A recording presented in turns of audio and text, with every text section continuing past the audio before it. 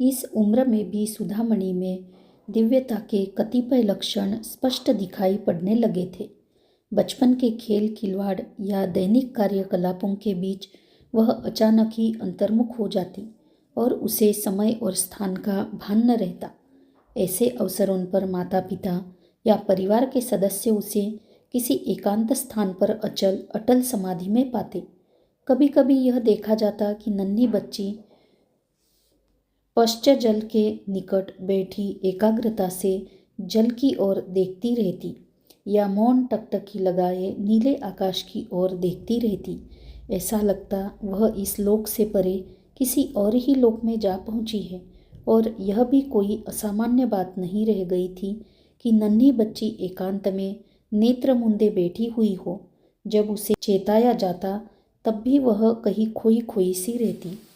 अपनी बेटी की इस असामान्य स्थिति की महत्ता को समझने में असमर्थ माता पिता सुधामणि को डांटते रहते कि वह दूसरे बच्चों की तरह खेलकूद में क्यों नहीं जाती। एक अलौकिक विश्व में उड़ान भर सकने की अपनी बेटी की क्षमता से अनजान माता पिता उसे समझाने की भूल करते रहे और उससे गलत व्यवहार करने लगे। यूँ अपनी ओर से माता पिता को यह चिंता हो गई थी कि लड़की के इन विचित्र विलक्षण आचरणों से उसमें कहीं कोई मानसिक विकृति न पैदा हो जाए। सुधामणि जब 5 साल की हुई तो उसे निकट के गांव के स्कूल में पहली कक्षा में भर्ती किया गया। इस उम्र में भी उसने तीक्ष्ण प्रतिभा और स्मरण शक्ति का परिचय दिया। अगर वह एक बार किसी पाठ को सुन लेती थी तो फिर उसका जरा सा अंश भी भूलती नहीं थी। कक्षा में जो विषय एक बार पढ़ाया जाता उसे अनायास ही दोहरा सकती थी। जब सुधामणि दूसरी कक्षा में थी तो किसी बड़ी कक्षा में जोर से पढ़ा जाता कोई पाठ आसानी से कंठस्थ कर लेती थी। उसके अपने बड़े भाई बहन बड़ी कक्षाओं में पढ़ते थे और कभी कभी उन्हें और उसके सहपाठियों को अध्यापकों की ओर से इस बात के लिए कड़ी सजा मिलती थी कि उन्होंने कविता कंठस्थ नहीं की। तो इस बीच छोटी कक्षा में पढ़ती नन्ही सुधामणि उसी कविता को सुमधुर स्वर में गा उठती और कोमल चंचल तितली की तरह नाचने लगती। सभी अध्यापक उससे बड़ा स्नेह करते थे और कुंज की स्मरण शक्ति पर विस्मय विमुग्ध हो जाते थे, क्योंकि इससे पहले ऐसी तीव्र स्मरण शक्ति उन्होंने कभी नहीं देखी थी। घरेलू कामकाज की जिम्मेदारियों की वजह से अक्सर सुधामणि स्कूल में अनुपस्थित रहा करती थी, लेकिन फिर भी सभी विषयों में उसे पूरे पूरे अंक मिलते थे और कक्षा में वह हमेशा सर्वप्रथम आती थी। सुधामणि की अद्भुत स्मरण शक्ति को दर्शाने के लिए हम एक और उदाहरण देंगे। बच्चों को जन्म देने के 5 महीने बाद दमयंती एक दिन घर से बाहर कहीं गई और उस बीच बच्ची को सुगुणानंदन की निगरानी में रखा। किसी अज्ञात कारण से बच्ची बेचैन सी हो उठी और रोने लगी। सुगुणानंदन को बच्चों को संभालने की कोई आदत तो थी नहीं, सो उसकी समझ में ही नहीं आया कि क्या करे। उसने बच्ची को समझाने बुझाने की बड़ी कोशिश की, लेकिन बच्ची चुप नहीं हुई। बहुत देर तक यही हाल रहा। सुगुणानंदन परेशान हो उठा और धीरज खोकर उसने बच्ची को खटिया पर फेंक दिया। कई साल बाद सुधामणि ने अपने पिता से कहा, उस दिन आपने मुझे जिस ढंग से फेंका उससे तो मैं मर ही गई होती। पहले तो सुगुणानंदन को सुधामणि के शब्दों का अर्थ समझ में नहीं आया। कुछ क्षणों के बाद वह पुरानी घटना उसके दिमाग में क्रोंद गई और अपनी बिटिया की स्मरण शक्ति से वह दंग रह गया।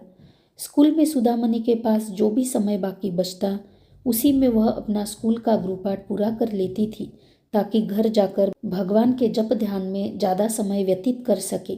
घर बैठकर नन्ही बालिका पहले घरेलू कामकाज में अपनी माँ का हाथ बटाती, अन्यथा भजन कीर्तन करने में अपने को डुबो देती। बचपन से ही सुधामणि इस बारे में सतर्क रहा करती थी कि समय का सही सही सदुपयोग किया जाए। वह कभी भी एक क्षण भी बेकार नहीं गवाती थी।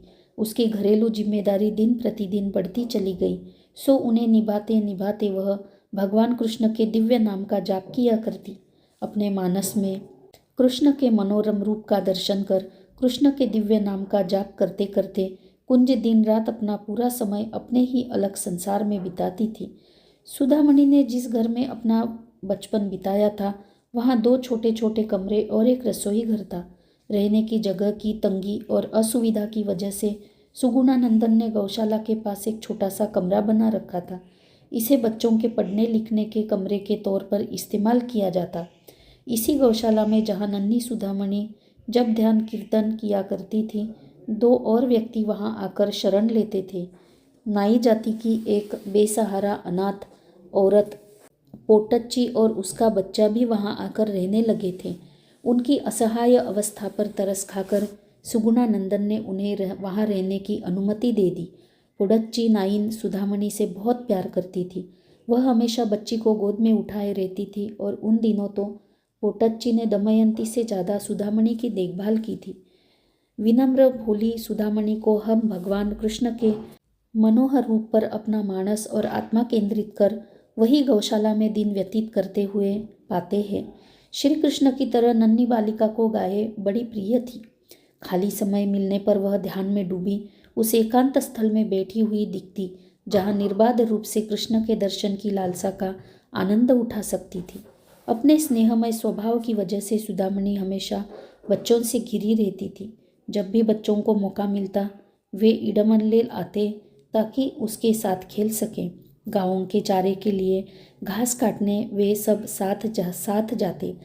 हालांकि सुधामणि के नन्हे बाल मित्रों को ऐसे काम करने में यूँ कोई दिलचस्पी नहीं थी, लेकिन केवल सुधामणि की आनंदपूर्ण संगति पाने के लिए वे खुशी खुशी उसमें भाग लेते थे।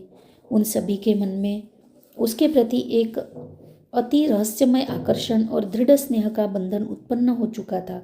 काम निपट चुकने के बाद सुधामणि बच्चों को भिन्न भिन्न खेलों में रमाए रखती और कृष्ण लीला का अभिनय कर अन्य बच्चों को भी अपनी टोली की ओर आकर्षित करती थी और फिर सहज भाव से पूरी टोली द्वारा सुस्वर कोरस में उन भक्ति गीतों को गाती जो उसके अपने मानस पटल पर नित्य निरंतर प्रवाहित होते रहते थे।